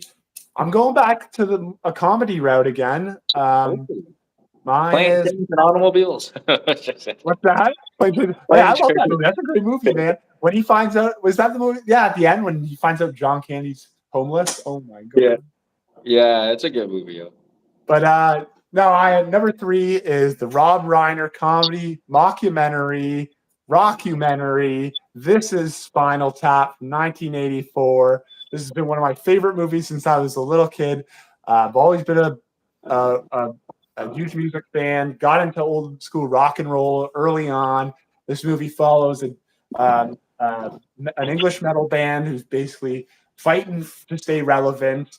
They run into all kinds of problems, whether it's lack of ticket sales, poor reviews, or stage sets being designed too small, Yeah, bickering within the group. But it's all just layered with just fantastic, witty humor. There wasn't much of a script written for this movie. They just went off the cuff for a lot of this stuff, and it turned out it gave a very genuine and comedic experience. If you're into like music, this is a must. You gotta watch. This is Spinal Tap. Just a hilarious movie. So many great quotes. I mean, everybody knows the amplifier turns to 11. Everybody knows the jokes about the small Stonehenge. Well, my personal favorite line in that movie is one that kind of goes a little underrated, and it's when he's doing the music reviews and they get to their music review. There's two of them. They get to a music review for their album, The Gospel According to Spinal Tap, and the review is, on what day did God make Spinal Tap, and could he not have rested on that day? And their other element, it's shark sandwich, and it's like the review is simply just two words: shit sandwich. It's funny about this movie because I know you love this. I knew it was going to be on your list too. But Yes. in early high school, you told me to watch this movie.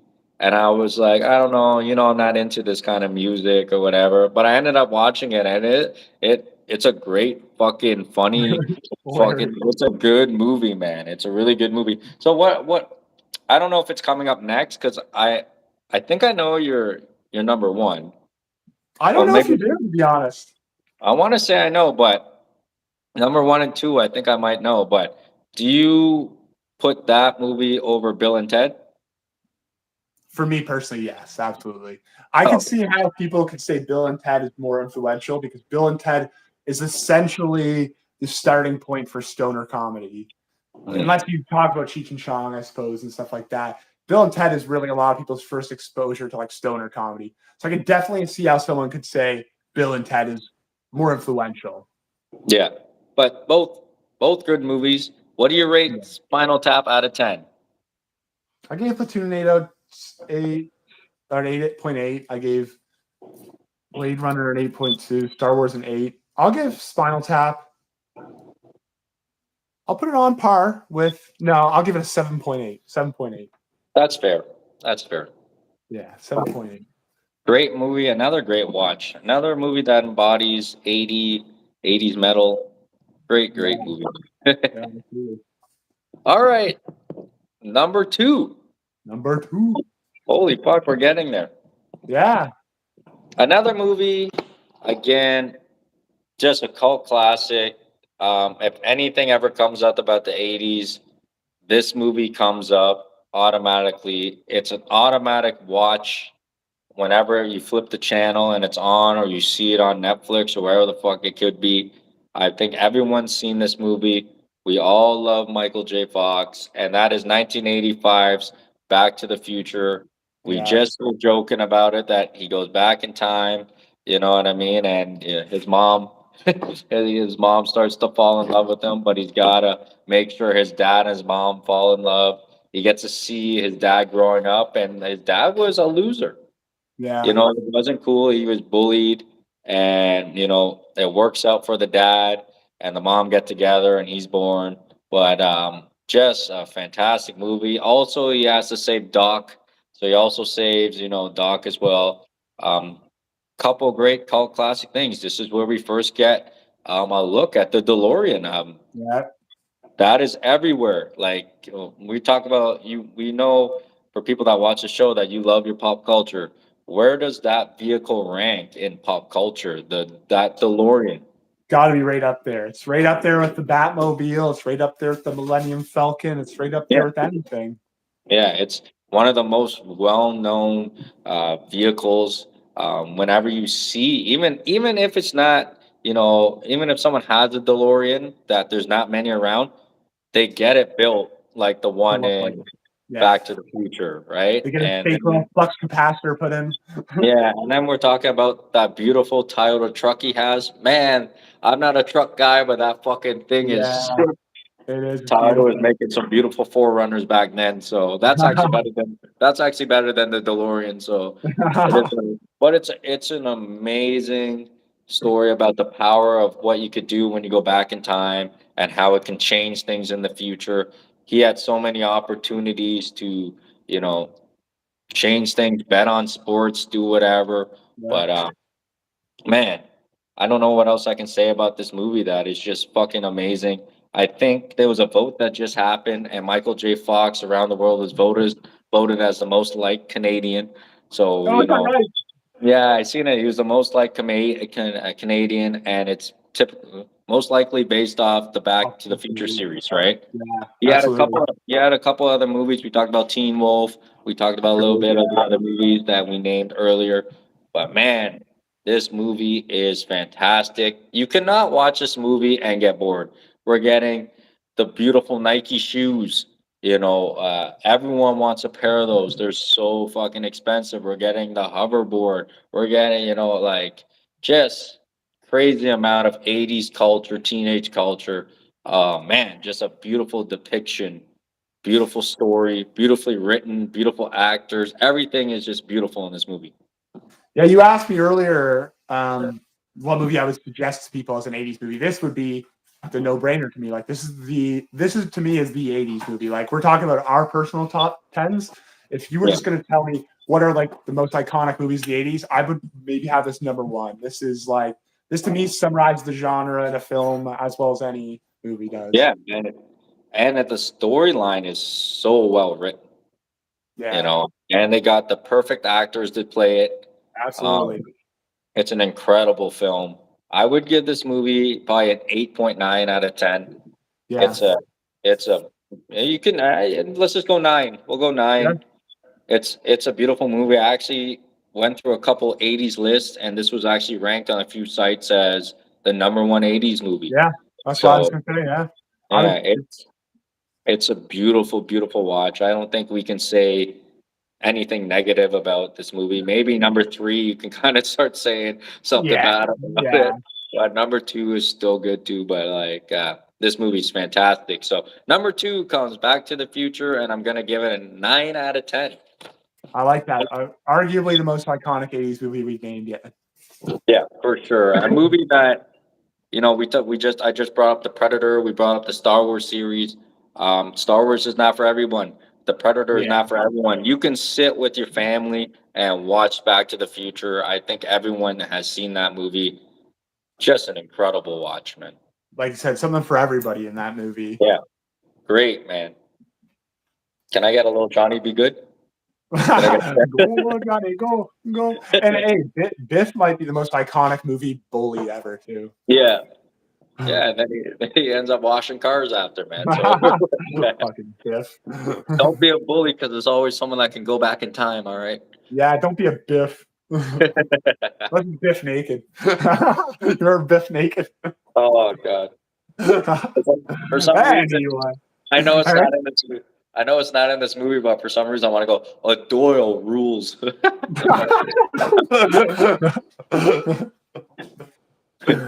All right. So we got to your third. Your third was what was your third again? Yours was Predator. Predator. So far our top 3, you got Predator, you got Back to the Future. That's pretty fucking solid. I had Spinal Tap for 3. My number 2 is gonna be my. Don't take my number 1. Hopefully, it's not my number 1. I don't know. It's the last of the 3 John Carpenter movies I had on my list, and that is 1982 horror sci-fi The Thing. Okay, it's not my number 1, but No. man, The Thing is a fucking beautiful movie, man. That's a good movie. Tell us a little bit about The Thing. Well, I didn't discover this movie into my 20s. I didn't discover a lot of John Carpenter into my 20s. I think the only John Carpenter I'd watched previously was like Halloween. And so I started getting into his other films. I think The Thing was maybe the second one I watched. And I was just like overwhelmed by just the feeling you get watching this movie, the feeling of claustrophobia in this movie. Oh, yeah. You know, the setting, they're in this remote research camp in Antarctica, and this fucking alien creature thing gets it into their camp, and it can essentially take the form of any of its victims. And basically, they got to take it out before it picks them off one by one and expands to the rest of the planet, basically. And just like that feeling. I mean, you've seen it in films a lot of time before. The whole like, is he the bad guy or is he my friend kind of thing. Like you see it in TV, you see it in movies all the time. This might be one of the best jobs I've ever seen anybody do of it. You're just on edge the entire movie. I compare it similar to like maybe the first Aliens movie, just that feeling of horror, claustrophobia. You're stuck in this dark small space and this thing's hunting you, and it's Just a staple of a thriller, right? Like yeah, absolutely. And I've never seen the original, but I know there's a remake since with George Clooney that's not very good, but I've yeah, never seen it either. But yeah. But again, right? If we're talking about '80s, the thing comes up along with Back to the Future, like that. yeah, It's like that. We got The Shining. We yeah, got a bunch of these movies that are just thrillers that are just so well written in the plot. Like we said, it's not about the cinematics, it's not about the special effects. It's about how strong the plot is and how it can just carry the movie for an hour plus. yeah. And you don't get any better than the thing. Yeah, yeah, just a masterpiece of like cinematography too. They just take great angles at everything that really just captures the environment and stuff. Very much not environmental based movie, and by that I mean like it's really the feeling of your surrounding is what really Yeah. makes this movie a great movie, I think. So, what do you rate this movie out of 10? Um, I will give this movie. I will give this movie the same as Platoon. I'll give it an 8.8. Okay. It's good rating. Good rating. Yeah, A great movie. I want to. I thought I knew what your number one was, but I I don't have think you like do. I have like three movies in mind, but I won't say it because we're coming up to that night. Is there anything else you want to say about the thing? No, I think Even with these '80s movies, we talked about it with in our music episode a lot with records and the artwork, the art style of the case mm, or the VHS we're talking about right now. That draws you in. It's got the big white letters of thing. It's got the blue and like yeah, yeah, like that even absolutely. That's become very iconic. You know, you watch Stranger Things, the kids have it on their basement wall and stuff. Like even the that, Back to the Future, nothing yeah, better yeah, when oh, standing in front absolutely. of the DeLorean. You got the like they just Even the knew how to promote these movies without yeah, the internet, right? It yeah, was yeah, a lot of beautiful artwork. We're talking about old video games, some of the best artwork you see on those cover boxes. So it has yeah. no difference with '80s movies, man. And I think a lot of the video game art that we like, for especially the stuff from the '90s, like Super Nintendo stuff, I think a lot of it's influenced by stuff like this. Yeah.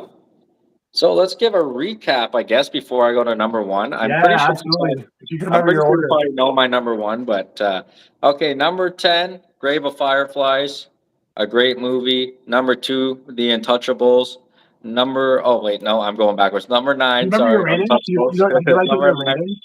number nine, Untouchables. Oh no, Number eight, Buckaroo Banzai, a movie Dan should watch. Number that's not seven, The long. Never Ending Story. Number six, Bloodsport. Number five, Star Wars Return of the Jedi. Number four, The Karate Kid. Number three, Predator. Number two, Back to the Future. And my number one, I fucking love this movie. I've seen it so many times. I said it earlier. My favorite movies are kids going on an adventure. It's not The Goonies. It's 1986, Stand By Me. One of the best fucking movies I've ever watched. I cannot get enough of this movie. There was a time when I was in high school and I watched this movie fucking every day before going to bed. I fucking love this movie. Basic plot: young kids hear about a dead body of one of their townsmen, and they go looking for the body. Follow the train tracks, but there's a lot of adventure that comes along the way. Man, such a beautiful written movie, man.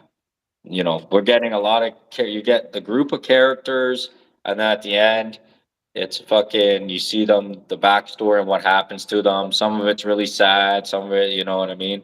But just a great, fantastic movie. Embodies the '80s for me. This is the first movie on our list that's gonna get a 10 out of 10 for me. I fucking love Stand By Me. I don't think you can say a bad word about this fucking movie. No, Stand By Me is absolute classic. You said, we brought up like those. It's not even, I wouldn't say like it's a coming of age movie. It's more of like an adolescent adventure movie. Like you said, you have Yeah. that camaraderie of childhood friendship going on an adventure. Probably no movie has ever done it better than Stand By Me. You brought the Goonies. Goonies is like this one that people always bring up all it, but the Goonies can't hold a candle to Stand By Me. No.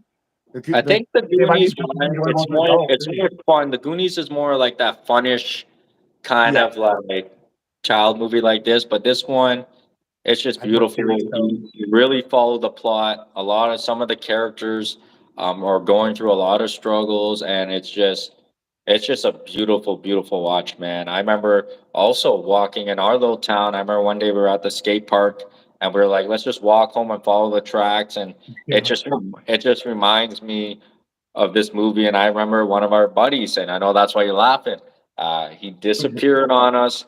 We didn't know what to do, and we were gonna film a movie of us just walking the track, trying to find him. Right, so it's just a movie that really, really like. It's weird to say, but it touched my heart. It's one of my favorite movies of all time.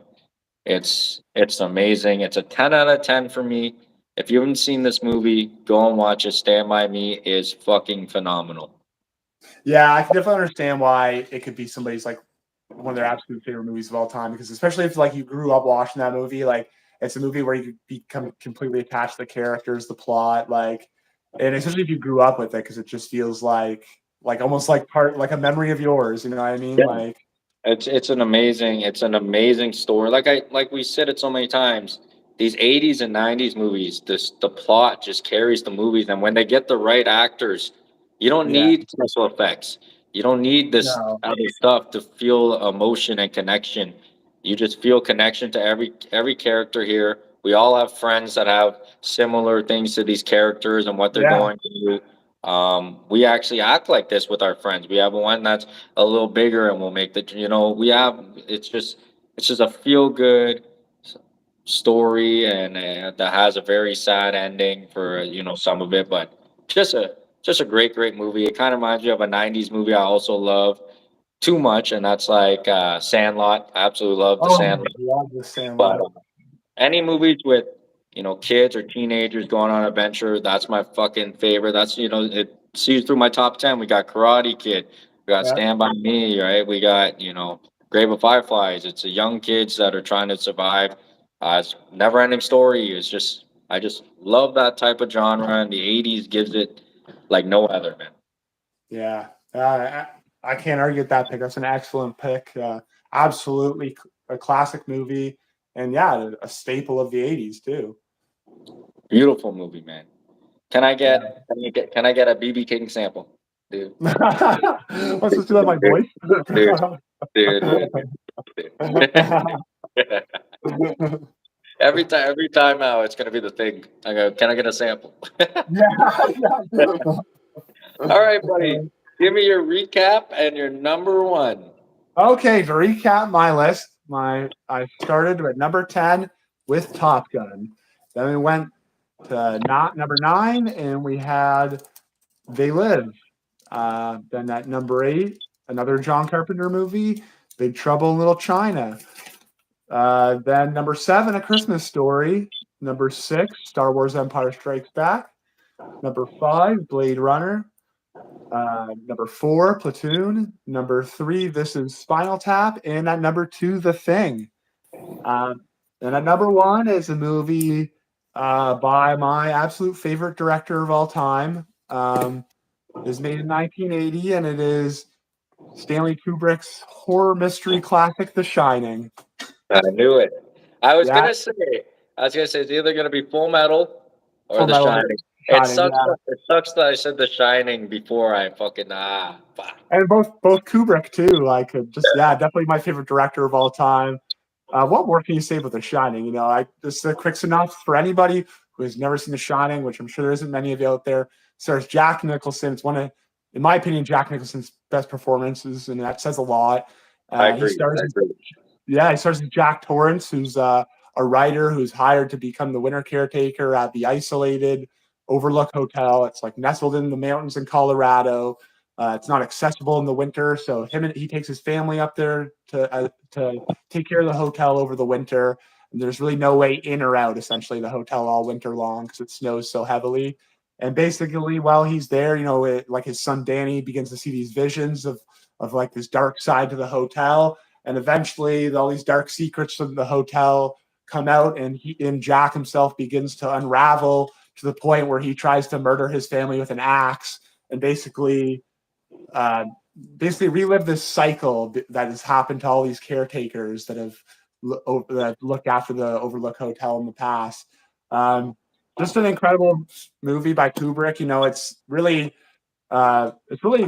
captures people's imagination. It's like every Kubrick movie, there's always layers to things. There's a plot that you can see linearly, but there's so many things in the background. There's a whole documentary called was it Room 227 or whatever the room is in The Shining, and it's basically the theories of what is the true meaning of this movie. Some people theorize that this movie is actually about the genocide of the American Indians. Some people think that this movie is Stanley Kubrick's way of subliminally admitting to staging the moon landing for the American government. That's how far people go with this movie. But the acting in this movie is just incredible. Like I said, Jack is unbelievable in this movie. Shelley Duvall, who plays his wife, I've heard people shit on her acting in it. Jesus Christ, the scene on the staircase with the baseball bat, that's some of the greatest acting I've ever seen in my life. Like how many times we got to say it? 80s movies are carried by the plot and the acting. Yeah. And there's, again, another staple of the 80s. Look at the list that we just named off, our top 10, and there is so many more that we missed that could have been on the top 10. It is incredible the capacity of great film that comes from the 80s. And there's no better than your number one, The Shining, my number one, Stand By Me. Both completely different, but so good. It's unbelievable what the 80s had to offer, man. Unbelievable. Yeah, like you said, from all different angles. I forgot to do a ranking. I'll rate this one. I'll give it my first 9. I'll give The Shining a 9. You're not going to give it a 10? No. 10 is, for me, 10 is reserved for the only Kubrick movie gets a 10 is Space Odyssey. I don't like that movie, man. I don't. Oh my god! That really changed. So I watched Space Odyssey, and that changed movies for me forever. I watched it, and I seen the gorillas hopping around the mirror, and it was 5-10 minutes, and I'm like, I'm not watching this. Oh my god! I was one of my first exposures to non-linear storytelling in a movie too. So I remember watching it, and it gets to the end, and it was like I had just had an orgy. I felt like sitting there having a cigarette, just oh my god, what just happened? Yeah. Oh, what was that? I just watched it jump for 40 minutes. That's that would be one of a few number 10 out of 10s for me. But I'll give The Shining a strong 9. I feel that. So give a recap. Give a recap of this amazing era. Obviously, we didn't grow up in it. We had our amazing era of the 90s. 2000s, but give me a recap here before we end the episode about the 80s and what the 80s brought to the next eras. What did the 80s bring to the 90s and then to the 2000s? And now everyone wants retro. We all want to go back into that 70s, 80s, 90s.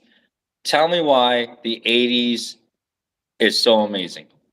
I think it's just like I said, it takes a lot of things that we had in the 70s and it just dials that shit up to 11. The 80s, really the first year of movies to really just kick people's ass with action movies in the movie theater. Like we said, sci-fis. There were sci-fis before, but there was the first one to just ramp them up, just glamorize the hell out of it. Everything's neon lights, loud music. It set the tone for the 90s. The 90s. Obviously, is culturally a bit more reserved aesthetically than the 80s. You can see that just in people's clothing. But I still think the 80s really set that tone. You brought up all those Schwarzenegger movies and stuff. Really set the tone for the 90s for blockbuster action movies, all those Nicolas Cage movies, all the Harrison Ford movies in the 90s, even the Schwarzenegger movies in the 90s. Jean-Claude Van Damme movies. We have so many. Stallone. We didn't even bring Rambo. Rambo didn't make Rambo. Cobra, there's so many. No one had Mad Max. No one had the second. No one had Mad Max, and we're talking about Mad Max 2 is one of the best 80s movies you can watch, right? So there's just like you said, you're dialing that motherfucker up to 11. You know, women now in the 80s acting, they're now more badass. Or, you know, you have your barbarians. Well, we're going to be fucking Amazons. We can do the same shit. We can carry a movie and be badass. Um, just an amazing era of fucking movies. Really a time Pretty that good. really a time I wish I grew up in. I'm so happy I grew up in where I grew up, but just to get this feel of the music, the Yeah. movies, the arcades, the video games, the culture, just one of the most iconic eras ever. So we were happy to do this episode when it came up. I Absolutely. know we got another fun episode Dan wants to talk about, but we're not going to go top 10 on this one. We're just going to have a little fun chat and bring up a lot of our childhood memories. So, Dan, if you have nothing else more to say about the 80s, let's jump into the 90s. Absolutely. I like that. I like the sound of that. So we're doing 90s movies or cartoons? We'll go 90s cartoons. We'll do an episode. It's not going to be a top 10. We'll just do a full, we'll try to keep it a little smaller this time, maybe 30 minutes to 45 minutes of us just rambling about 90s cartoons and 2000s cartoons, the cartoons we grew up on, whether you were a Cartoon Network kid, whether you were a Family Channel kid, whether you were a fucking Cartoon Network kid, like whatever you were, we want to talk about it and bring back some great memories of Saturday mornings. Absolutely. Yeah, that'll be excellent. We'll definitely have to still give them our personal top threes, but we won't make the whole episode a list or whatever. Yeah, because we find our lists go a little long. We love to over talk and we like to have a little bit of fun on here. So hopefully, the listeners out there, when we get some, will enjoy will enjoy our little stories and backstory. But Dan, wrap it up. Yeah, well, what more can I say? And till next week, guys, when you'll see our cartoons, we're happy for you guys to join us and listen to our top 10 80s movies. I hope you enjoyed it. Like Chris said, we'll be back next week talking cartoons with you guys. You know us, we're always bringing in the nostalgia, and we're always happy to bring it to you. So until next Sunday, well, we're thinking next Sunday. I know I'm starting a new job this week, so Yeah, we're thinking Sunday. we're Hopefully not too Sunday. sure. Yeah, we're not too sure of the times, but we'll figure out everything next week or the week after and start getting a solid plan here. But Yeah. also, for quick clips, be sure to check out the TikTok pages we have, the Boys Podcast. You can find us there, and we're going to try to shorten some of the clips down so you guys can get a little bit of a feel for what we're all about. Yeah, absolutely. And maybe in the next week, I'll try to get us onto maybe Insta and Twitter as well. So if you guys want to look Yeah. us up there. Yeah, we'll be all over the place for all your retro needs and goods and good listen to, especially when you're driving your vehicle to work or you're going a long distance. Don't be afraid to throw on the Boys Podcast. Absolutely. Just a couple 30-year-old guys talking shit, talking pop culture. Just your average dudes. That's it. And we don't have an OnlyFans page, so Yeah. that that may come at some point. But anyways, guys, till next week with our favorite cartoons. We'll see you then. This is Chris, and that's Dan. Punching out, guys. Take it easy.